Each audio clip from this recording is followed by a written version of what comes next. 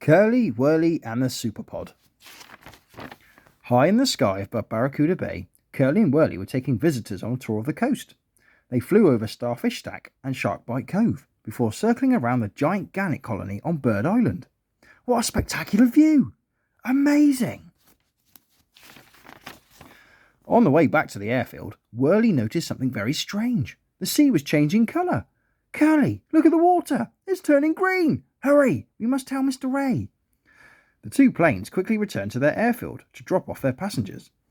Mr. Ray, the harbour master, and Mr. Lobster, the lighthouse keeper, were waiting for them by the hangar.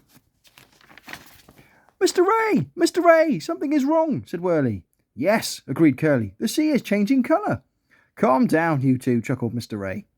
In the spring, tiny microscopic plants and animals grow close to the water's surface. To do so, they need sunlight, and that process is called photosynthesis, he said. Together, the little plants and animals are called plankton and can grow in vast numbers, covering whole oceans.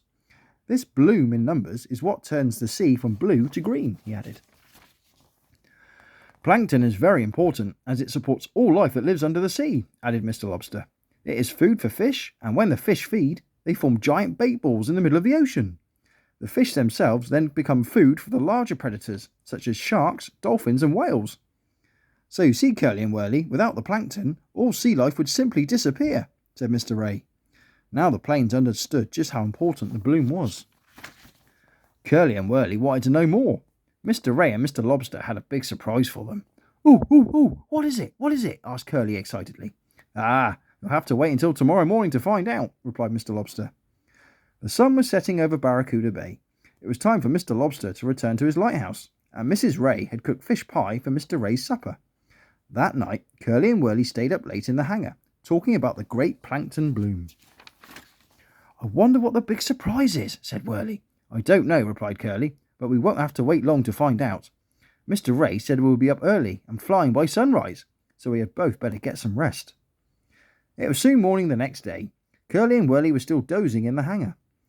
Curly opened a sleepy eye. He could see both Mr. Ray and Mr. Lobster looking at him through a window.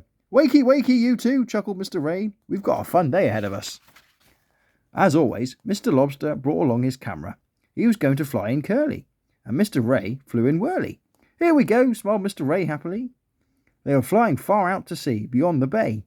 Curly and Wurly had never been this far before. In the distance, Curly could see a tiny fishing boat. That's Freddy, he smiled. But today, Freddy the fisherman wasn't catching anything. He was on the lookout for potential signs of something spectacular. Mr. Lobster spoke into his walkie-talkie.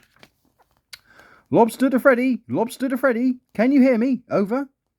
Freddy to Lobster, yes, I can hear you, over, replied Freddy. Any signs yet? Asked Mr. Lobster nervously. Yes, I can see the pod on the move. They're all heading for Bird Island Cove. The gannets can sense something is coming. There are so many birds flying overhead. Over. Curly and Wurly flew over Freddy's boat. Then they saw the dolphins. Look at that, said Curly excitedly. There must be over 1,000 dolphins on the hunt together. We call that a superpod, replied Mr. Lobster. The superpod stretched across a vast area of the ocean.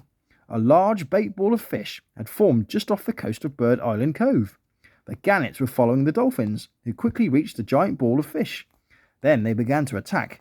The dolphins tried to keep the fish close to the surface, which also helped the gannets, who dived into the water like arrows before catching their prey. It was a total feeding frenzy. This was an opportunity for Mr. Lobster to film the dolphins feeding from a bait ball. Curly lowered him down onto Freddy's boat before quickly changing into his scuba diving gear. Soon he was under the water filming the dolphins feeding. Soon other predators arrived to join in the feast.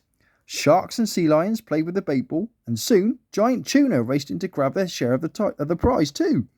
The little fish were under attack from all angles. But the best was yet to come.